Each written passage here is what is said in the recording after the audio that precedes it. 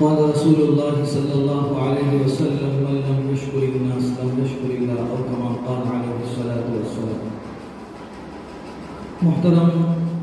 مکرم علماء کرام، اسٹیج پر جلوہ افروز ہمارے مہمانان عزام،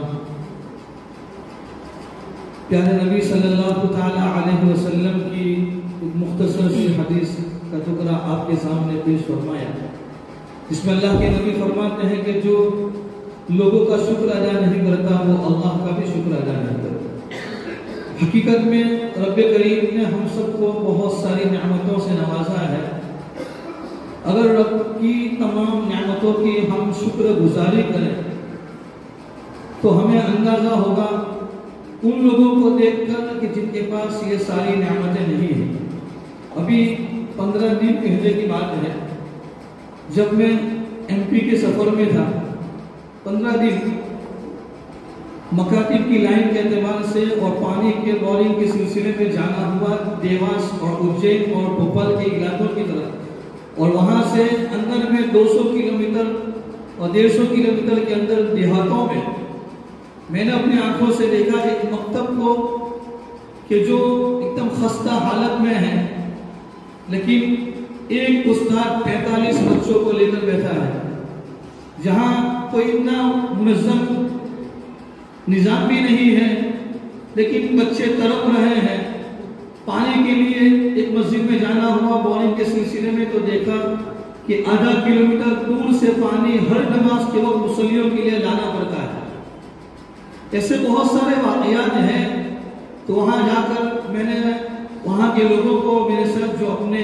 لوہارا اور پاندولی کے ساتھی تھے، ان کو میں نے کہا کہ دیکھو اللہ تعالیٰ نے ہمارے علاقوں میں کون سی نعمت نہیں دی ہے،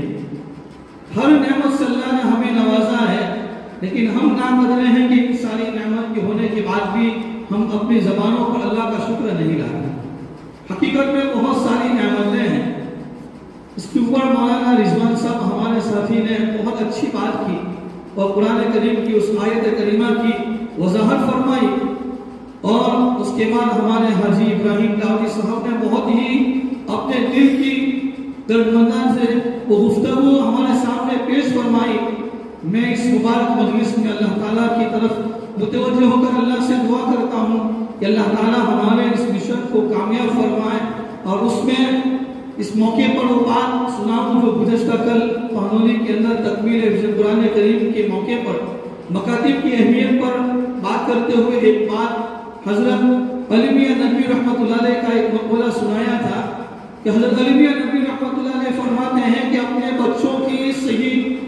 بچوں کو ڈاکٹر بنانے سے 1000 بار بہتر، اور اپنے بچوں کو اچھی نوکری دیوانے سے لاکھوں مرتبہ بہتر ہے کہ اپنے بچوں کو سچا اور پکا مسلمان بنایا جائے۔ حضرت مولانا منظور نعمانی رحمۃ اللہ علیہ، جو مولانا سجاد صاحب نعمانی دعوت برکات ان کے والدہ گرامی ہیں، انہوں نے ایک تعلیمی انتظام کو خطاب کرتے ہوئے فرمایا تھا کہ اگر تمہیں رہنا ہے اس دنیا میں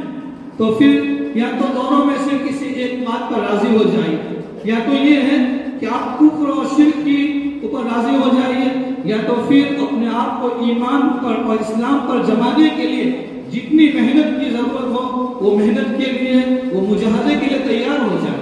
ضرورت اس بات کی ہے کہ ہم اپنے آپ کو بھی اپنے بچوں کی تعلیم و تربیت کی فکر کریں، اور اس کے لیے جتنی محنت اور جتنی کوشش کی ضرورت ہے اس میں آگے بڑھیں، ورنہ مولانا خلیل صاحب نے جو بات بتائی تو فوراً اس بات کو سنتے ہوئے میرا ذہن ایک بات کی طرف گیا کہ میں بھی 1-2 مہینے پہلے یا کچھ مہینے پہلے مہسانہ گیا تھا، پالنپور گیا تھا۔ پالنپور سے میں ریٹرن میں پانولی آتے ہوئے مہسانہ گیا۔ مہسانہ سے مجھے ٹرین پکڑنا تھا، میں ریلوے اسٹیشن پر لائن میں کھڑا تھا، میں نے ٹکٹ ماسٹر اپنا مسلمان تھا، اس کی ایک لمبی داڑھی تھی، ماشاءاللہ چہرے پر تو سر پر ٹوپی لگی ہوئی تھی۔ میں نے ان کو کہا کہ بھائی میری ٹرین چلی جائے گی، میرے پاس جتنے پیسے ہیں وہ کیش میں نہیں ہے، وہ گوگل پے میں ہے، اگر آپ چاہیں تو میں آپ کو گوگل پے کر لیتا ہوں، آپ مجھے ٹکٹ دے دیجیے تاکہ میری ٹرین چھوٹ نہ جائے، ورنہ پھر مجھے رات کو 10 بجے تک یہاں انتظار کرنا پڑے گا۔ وہ مسلمان ہونے کے باوجود وہ کس ذہن کا تھا وہ آپ اندازہ لگائیں، اس نے میری مدد نہیں کی، اور اس نے اس طریقے سے ترسانہ انداز میں میرے ساتھ گفتگو کی۔ وہیں قریب میں بہت پریشان تھا کہ اب کیا کروں، کر رات کا وقت ہو جائے گا، ایک غیر مسلم وہاں دو غیر مسلم باتیں کر رہے تھے، میں ان کے پاس گیا کہ میرے پاس پیسے تو ہیں لیکن 100 روپے چھوٹے ہیں اور مجھے ٹکٹ لینا ہے، وہ 100 سے زیادہ کی ہو رہی ہے، میں آپ کو گوگل پے کر دیتا ہوں۔ انہوں نے کہا مولانا گوگل پے کی بات کرنی ہوں، فوراً پیسے پکڑو، آپ ٹکٹ لے لو پہلے۔ اور ٹکٹ لیا اور ٹرین آئی، اور انہوں نے کہا یہ 100 روپے کیا بات کرتے ہیں، آپ گوگل پے کرنے کی ضرورت نہیں ہے۔ میں یہاں بتانا چاہتا ہوں کہ ایک مسلمان ہوتا ہے لیکن وہ کس اعتبار کی ذہنیت لگے بیٹھا ہوتا ہے کہ اس کو کس موقع پر کس طریقے سے بات کرنا ہوتا ہے، اس لیے ہمیں ایسے موقع پر آگے آنا چاہیے۔ اور میں ایک کارگزاری ابھی 15 دن پہلے کی ہے، ہمارے کوسمبا ریلوے اسٹیشن پر ایک آدمی اپنا مسلمان ٹکٹ لینے کے لیے آیا تھا، وہ اندر میں جہاں وہ ٹکٹ وہ دینے والا جو بیٹھتا ہے وہ اندر کی سیٹ میں بیٹھا ہوا تھا، اس نے اس سے پوچھا، ایک غیر مسلم جو ٹکٹ دیتا ہے اس نے پوچھا کہ آپ لوگ یہ پائجامہ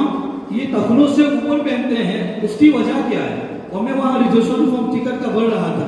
تو وہ کہنے لگا کہ یہ تو میرے گھر میں پہنتے ہیں، میرے باپ دادا پہنتے ہیں، انہوں نے اپنے خاندان کی باتیں بتلائی، میں سنتا رہا ہوں، میں وہ لکھتا رہا، لیکن مجھ سے رہا نہیں گیا، تو میں نے وہ ٹکٹ دینے والے سے کہا کہ اصل میں یہ سنت تو ہے، وہ جو بتلاتا ہے کہ ہمارے نبی نے وہ پیارے محمد صلی اللہ علیہ وسلم نے یہ باتیں بتلائی ہیں، لیکن وہ سمجھ نہیں رہا تھا، تو وہ ٹکٹ دینے والا کہہ رہا تھا کہ یہ بات تو سمجھ میں آ گئی کہ آپ کے پیارے نبی نے آپ کے محمد نے یہ بات بتلائی ہے، لیکن میں پوچھنا چاہتا ہوں اس سے فائدہ کیا ہوگا؟ تو پھر میں نے کہا کہ کتاب کے اندر ایک ڈاکٹر ہے جو امریکہ کے ڈاکٹر ہے، جو جدید سائنس اور سنت اس کے اوپر ریسرچ کیا ہے اور ان کے بارے میں لکھا ہے کہ اگر یہ جو تخنوں یعنی جو اپنی گھٹی ہے وہاں جو رگیں ہوتی ہیں، اگر اس رگوں پر یعنی اس نس پر اگر یہ قدرتی ہوا نہیں لگے گی تو پھر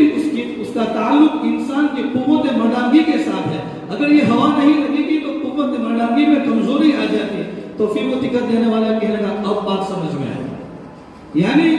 یہ لوگ بھی چاہتے ہیں کہ ہمیں یہ بات ملے لیکن ہمیں صحیح انداز میں، اس کے لیے جن لینگویج کی جن بھاشاؤں کی جن زبانوں کی ضرورت ہے وہ بھی ہم سیکھیں اس نیت کے ساتھ کہ دین اسلام کا جو پیغام ہے وہ صحیح نیت کے ساتھ، صحیح لہجوں میں اور صحیح ترجمانی کے ساتھ ہم ان تک بھی پہنچا سکے، اپنے بچوں کو بھی دے سکے۔ اللہ تمام کو اس محنت میں کامیاب فرمائے، اور یہاں جتنے بیٹھے ہیں جتنے لوگ تشریف لائے ہیں ان تمام کا میں اپنے دل کی گہرائیوں سے شکریہ ادا کرتا ہوں کہ آپ لوگوں نے یہ کاموں کے اندر مجبوری میں سے وقت نکال کے یہاں تشریف لائے۔ اللہ ہم سب کی آمد کو بیٹھنے کو قبول فرمائے۔